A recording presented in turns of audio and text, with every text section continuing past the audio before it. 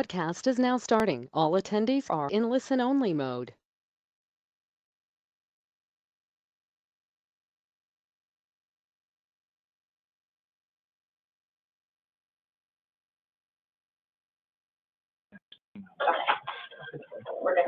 All right. Okay, good morning, everybody, and welcome to the disability meeting for April 2022. Please make your introductions for the record. Stephanie Zinberg, representing Police Commissioner Sewell. Allison Hirsch, representing Controller Brad Manton. John Dorset, alternate designee for Control Bradley. Phil Dukes, representing Mayor Eric Adams. Damian Law, representing Finance Commissioner Preston Nyblack. Marta Ross, Law Department, by invitation of the Mayor's Office. Joe Alejandro, PBA. Chris McGrath, PBA by invitation. Thomas Gilmore, PBA. Mark Reno, PBA by invitation. Rod Trout, PBA by invitation. Anthony Bradley, SBA. Jeffrey Ward, DEA. Nicholas Massey, DEA by invitation. Nick Safuni as counsel for CEA, LBA, SBA, and DEA, and by their invitation. Lou Turco, LBA. Johnny Ramirez, DEA. Bob Senskestead Pension Fund, present by invitation. Andy Vincent Clara Miller, Police Pension Fund, present by invitation. Rich Tossi, Medical Division, here by invitation. Kevin Holler, Police Pension Fund, present by invitation.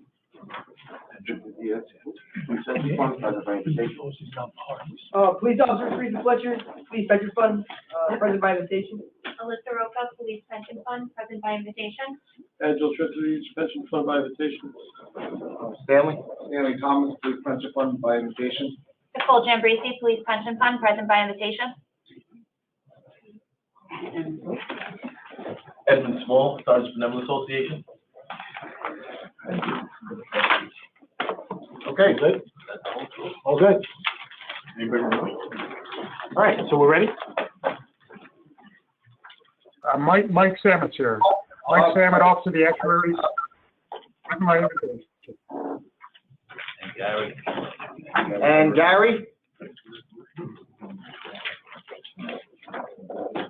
He's having trouble with his mic, thank God. Gary DeRosa, SBA, by invitation. Okay, anyone we missed? All right, thank you. Okay, ready? All right. In the public meeting, page 1 to accept the minutes of the previous meeting, Friday, February 18, 2022. Page 2 to accept the minutes of the previous meeting, Wednesday, March 9th, 2022, and to confirm the next meeting date, Wednesday, May 11th, 2022. Pages 2 through 15. Joe, pages 2 through 15, nothing over controversial. Thank you. Excuse me, pages 3 through 15. Yep, okay, so move. Thank you, Jeff. All right. Pages 16 through 22, resolution, final year 22 employer contribution. Mike, do you have any further on that? As I know I tabled it last month. No, just as a reminder, the amount is $2.49 billion, which is very close to the amount that was previously adopted when you guys adopted the updated preliminary contribution last September. Okay. All right. PBA would like a roll call vote. Roll call vote? Yep, all right. PBA abstains for the reasons it has stated before. While Mr. Salmon has been very cooperative in answering our questions, it has been our position on principle that without backup information, we cannot go along with a recommendation without seeing all the work that has been put into it. So with that, we'd like to abstain. All right. DEA? DEA votes yes. SBA? Yes. LBA? Yes. CEA? Yes.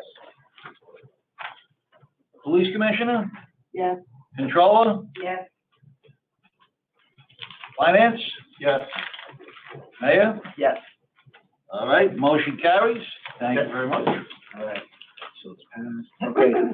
Pages 23 through 47, resolution regarding preliminary fiscal year 23 employee contribution. PBA would also request a roll call vote on that. All righty, roll call vote, PBA. PBA will abstain for the reasons stated in the prior resolution. All righty, DEA? Yes. SBA? Yes. LBA? Yes. CEA? Yes. Police Commissioner? Yes.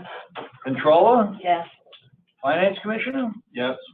Office of the Mayor? Yes. All right, motion carries on the Okay. preliminary. All right. Pages 48 through 143, a discussion regarding Equity for Surviving Spouses Act. Hi, everybody. So, I just wanted to share information that the law department received about a proposal that emerged out of the New York State Bar Association's Trust and Estate section. And the reason why we were forwarded this proposal is because Spencer Fisher, who is the Deputy Chief of Legal Counsel, he sits on the executive committee of the local and state government law section of the Bar Association. So he was provided this proposal, which is called the Equity for Surviving Spouses Act, or ESSA. And in a nutshell, on a high-level basis, what we understand the ESSA to do is it would require all of the New York State and New York City defined benefit plans to do three things.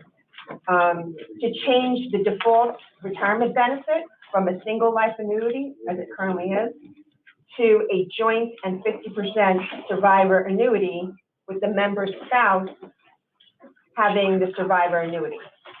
It would also require that at least 50% of the pre-retirement death benefit, which is generally a lump sum payment, be paid to the member's spouse. And lastly, it would require a member's spouse to consent in writing to any reduction in either of these mandated spousal survivor benefits.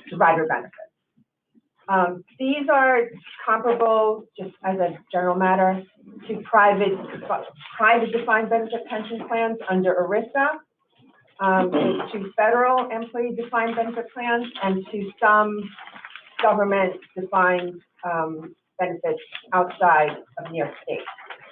When we received this proposal, we forwarded it to all of the GCs of the pension fund. We were asked to compile comments to the proposal, and this occurred, like I said, last fall. Since then, we've had a few conversations, meetings with the GCs, and compiled a list of concerns and forwarded them to Albert Feuer, F-E-U-E-R. He's the chair of the Life Insurance and Employee Benefits Committee of the Bar Association Trust and Estate section. He is the gentleman navigating this proposal and the primary contact. So we just received the latest proposal. It generally is the same. The fundamentals have not changed. And we shared this revised version, which again, the fundamentals are the same, again with all the GCs just a couple of days ago. And they are looking for comments by June 1st to the proposal. So if anybody would like to discuss it, or Nicole wants to, raise the concerns that you had previously mentioned, that would be great. Or Joe, if you want to comment generally, whatever you guys want to do. Generally, and I have been in contact with the general counsels for the other city systems and the state systems. And while I don't want to speak for them, I think we all share broadly the same concerns.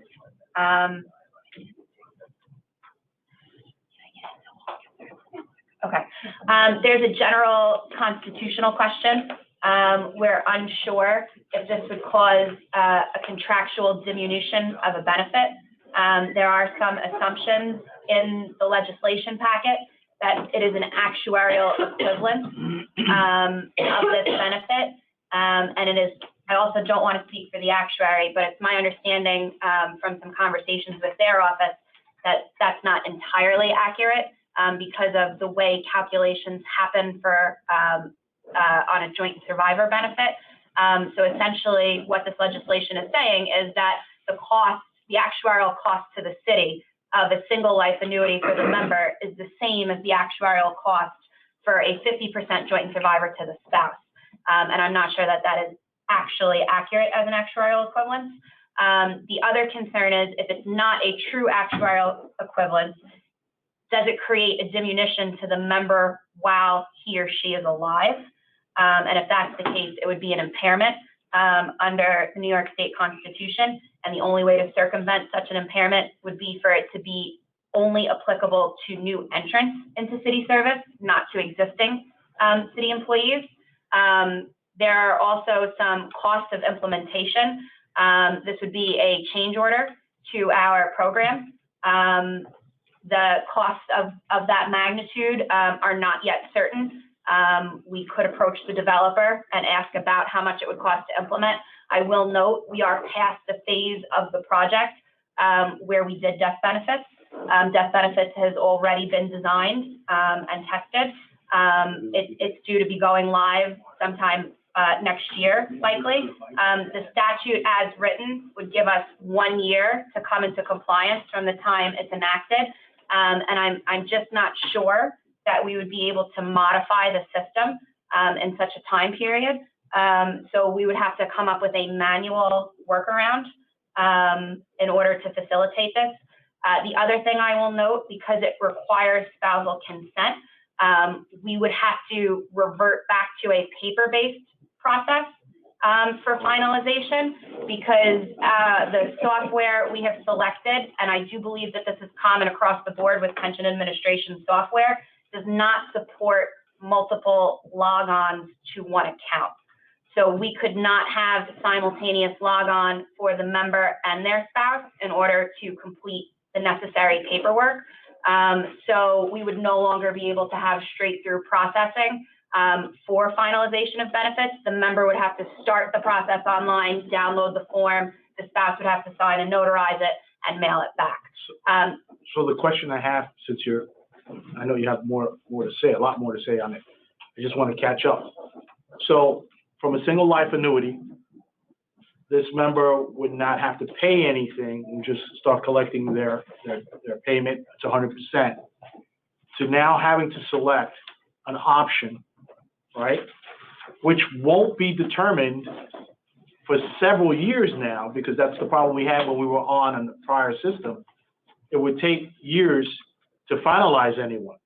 I don't think we're going to have that same problem once we go live with rollout 2, because we're going to be finalizing benefits sooner and then adjusting them when contracts settle. Okay. But yeah. But I have a question. You said if it results in a reduction to members, existing members, because they have to then default to joint and survivor, right? But it would certainly, under the current scheme of options, it certainly would result in a reduction of benefits, right? So why wouldn't it?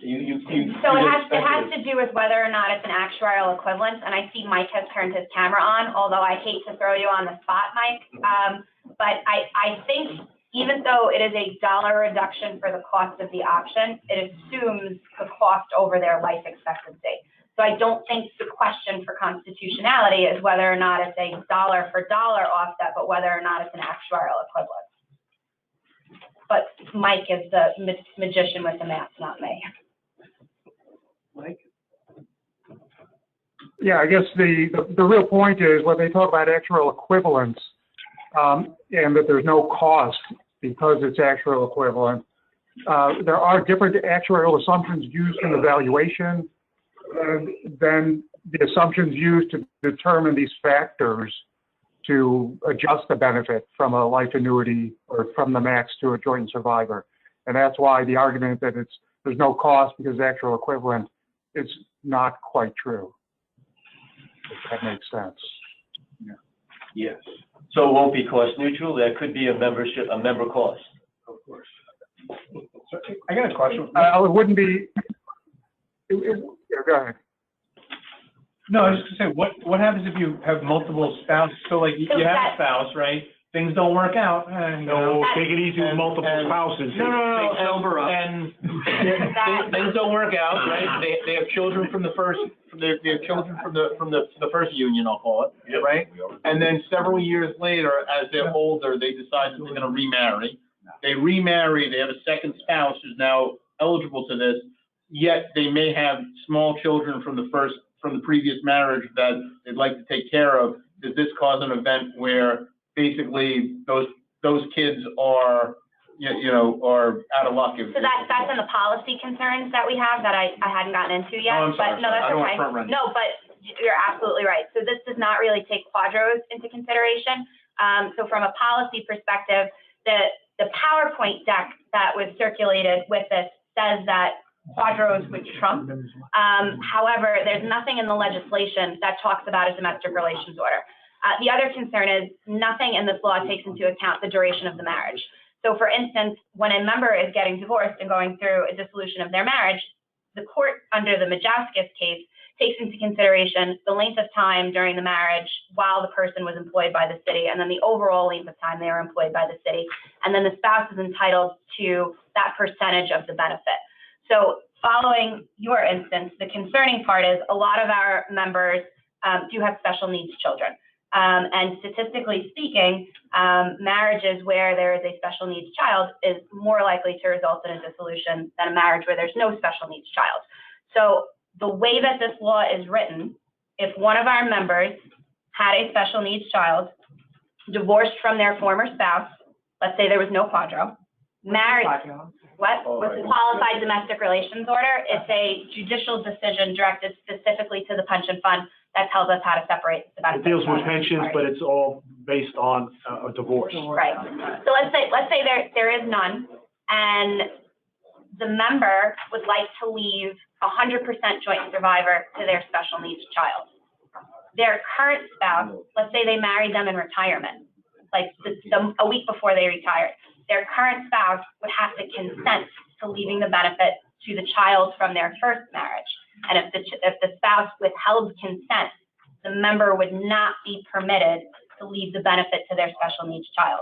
So essentially, the statute is seeking to take private decision-making in a family out of that and really legislate it. The other concern is there is a population of spouses who were not fully, I guess I'll say, present in the retirement decision-making. The class of membership that we see passing away now retired in the 80s and the 90s in a point in American history where there was largely a one spouse working household. And by and large, this population was women, and they were not getting the benefit. This legislation doesn't seek to correct those people not getting the benefit. It would only apply to current retirees. So it would be the person retiring now. So in a sense, it's seeking to correct that, but doesn't correct that. Does that make sense? Yes. So I think those are the policy considerations, but our concern is really, how do we handle a quadro? Because we do have a court order directing us to pay the first spouse. Generally, you can't leave an option to two people. The legislation doesn't talk about that. Whether or not there's a constitutional impairment, and how do we implement it within the 1 year time frame? Because like I said, we would need to come up with a manual workaround. So this proposal that they're looking at it's not a bill yet, right? I don't believe it is. Okay, so this proposal that's gonna be worked on, I'm just trying to get a sense as to if this would make us ERISA compliant, right? Is that what they're trying to shoot for here? Retract ERISA. Right, and so ERISA gave people, I mean, that's going back to 72, I think it was, 72? No, 72, I think it was the actual act. It gave people the heads up, this is what's going on under ERISA. You would now just start imposing this kind of a change on current retirees and active members. You're not correcting the past, so-called, this is why we're doing it. You're not correcting that, which doesn't help in terms of, I think actuaries like to use intergenerational equity, right? We're gonna have a problem now. We're not correcting the past problem. We're just imposing a new problem on people. And so we're not even thinking of the fiscal implications for these families, because now you're making them make a decision. You're just just gonna impose something. I think this is a problem that we need to explore as a board to get some of the, help, to understand all of the issues that will come up when someone retires, like you said.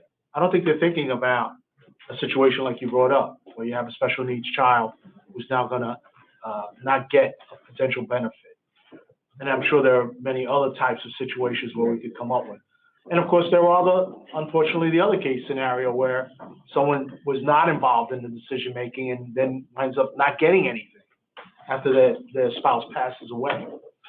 So I think people mean well when they try to craft. Road to hell is paved with good intentions. But I think unfortunately, when it comes to pensions, because it's so unique in this state, that we're better equipped to understand the pitfalls of these than most people are. Chair of the committee. Are you suggesting that, we do a statement or something, or? So in conversations with the law department, I do think if the board wanted to do comments, of course, the trustees are all free to file comments in their individual capacity, but we were also wondering if there was an interest for the board and the fund as a whole, to put something together. And we're talking about comments to the bar association. A statement that would be forwarded to the Bar Association, yes. Or it could be with this fund alone, or a combination. Jointly of all funds. Yeah, jointly. Are you suggesting that? Do you think that's a good idea or not? Well, it would be part of the record, right? So that if that does get made into some sort of potential, bill, it would have to go and they'd have to upstate. Well, they ignore everybody when they want. So at least it would be, hey, we're the stakeholders here. We're the ones that have to, deal with this, administrate this. And you're just making an administrative mess without even talking, before you even thought about this, whether this was a real issue or not. I mean, I don't see any downside with submitting comments to funds if the other four boards agree to do something jointly, and hopefully stop the bar association before they turn it into something to fight about. Well, now the question becomes, because I don't sit on it, I mean, we do have some conduit where we can talk to each other. We meet like once a month. But I think what needs to be is management and labor needs to at least decide, is this something that we need to agree on to start getting the boards together to at least do some sort of statement online, whether this is something we need to address or not. I think this is on the agenda for NYSERD. I think it's on every board. Every board's agenda for this month's regular meeting to try to get everyone on the same page. Yeah. And I'm not against, right now I'm still questioning whether I'd be for or against this. I just think that right now we haven't explored all of the issues. The outgrowth of this thing could be financially a serious burden on some families. There are some people we need to consider. We don't even know if this is a real problem for us. The other thing I failed to mention, it doesn't take into consideration the cost of the COLA. So spouses get COLA, no other beneficiary does. So there would be a cost to the benefit on the option and the cost of living adjustments, and that COLA is non-tier specific and non-pension plan specific. And it does get more expensive for tier 3, correct? That COLA? It would Because be it's an not on the first escalation. 18,000 with tier 2, it's on the whole amount. It is. So tier 3, it could become quite expensive. It would be more expensive than tier 2. I mean, I would at least have no objection with, putting forward a motion to have this board submit comments or whatever the technical term is to the Bar Association to say the way this bill is we are uncomfortable with the way this bill is drafted because of these administrative and policy concerns, et cetera. This proposal is drafted, not be with no animus, happy if there are issues that you have around how spouses are treated, I'm happy to sit down and talk to you, whatever. Or even if someone in the Bar Association, if this is such at least come and either hear us out, we could go there, or someone comes over and hears us and say, hey, there are many implications here. I don't think you've considered them all, and I think we need to discuss this. Is this really a solution in search of a problem? I don't know, right now at this point.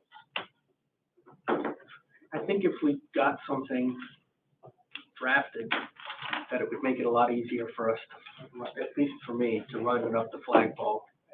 So would you be I'm willing to interested start the conversation today, just to give the commissioner some background, but the so we can give details- you an outline today, if you would like that, but would, I don't know that we need to take a vote. I think we just wanted to get a sense. Would the board Something be, draft, where we Right. can just turn around and if some of the issues that you brought up, maybe something you've heard here, throw it in and say, some of the considerations, some of the things that have been brought up by trustees and yourself, to say, hey, these are some of the things that we have problems with, like the scenario with a special needs child, things of that nature, where we have to say, you know, someone's coming in and this also gets more expensive with COLA, things like that, with not tier specific, tier 3, will get more expensive. So the question is now, is they're not considering that either. so would the board be comfortable if the other systems are interested in us joining with them, and us getting comments, or would you want to wait until the next board meeting to have that conversation, or could I take action in the interim? I think you could take action now and start talking with the other boards, the councils on the other boards, and I think obviously they may have specific issues that they want to bring up, you know. Certainly stronger if we all five, Right. even if we have different issues, if we're all have issues about it, then I think it would come from strength. Okay. One issue that was brought up by someone in relation to this, and may have just been having a conversation about it, is the idea that someone may be abused by their spouse and now forced to give them their benefits, so also suffer an economic burden as well as the you know, any other. Domestically, yeah, absolutely. Psychological, I mean, other things that, Financial abuse. financial abuse. If the that we're timing not is even wrong scratching here, the surface if the of. timing's wrong, someone's gonna have to pay up. But those are real concerns, Yeah, no, real I think, people. I think like you said, if all five, because we all have unique differences, so if we could all compile them together, I think it's just. I think there was a clear, from the discussion we had on the phone, there was a clear issue that, and not to sound sexist, but there was a gender issue that people were potentially considering, and that's fair, and it's something to look at, but on the flip side, you know, you may have an issue where, again, and I'll sound sexist again, but let's just say you have a female officer whose spouse was abusive to them. This may well put that officer in a position to have to pay, because they're not making a differentiation, active or retired now. Right. Where now this person may have to pay money for an option and have a diminution of their pension for the rest of their lives on top of this. And I think this is an issue that we need to explore. They need to be made aware of. And again, you know, you may be making things worse than the problem that you sought to fix. It's also handcuffing a member's ability to seek out, to seek out private life insurance. So, I mean, if you have one spouse who has a higher financial acumen than the other and wants to shop out on the market and can maybe find life insurance that beats our option factors, and the other spouse doesn't understand that, you're forbidding them from finding life insurance competition. We've actually recommended that, Nicole, because in pricing the option versus the insurance, the option pension is very costly. Because it's based on the spouse's Actuarial lifespan. Yeah. That's a good point. Very young, I have a very life insurance for my family. So, before we go into the, the executive, so you gotta get together with the other, So no, why, we're gonna table that. why don't we leave this on the agenda, and Marta and I can give you an update next month? And you're gonna get in contact with the other trustees. They did ask for comments by June 1st. So we have an issue that we got time of the essence down. I'll start to put that together. Okay. Thank you very much. If you just circulate it, we could probably just agree before the next meeting. Sure. Is that? I'll send an email with what I have put together as quickly as possible. Okay, great. Thank you. On the final issue, we're gonna table that, pursuant to, the controller's request. It will remain on until such time as they're able to, address having an actual,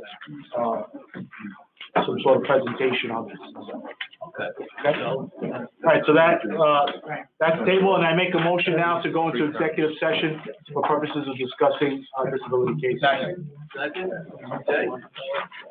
Second, all right, thank you.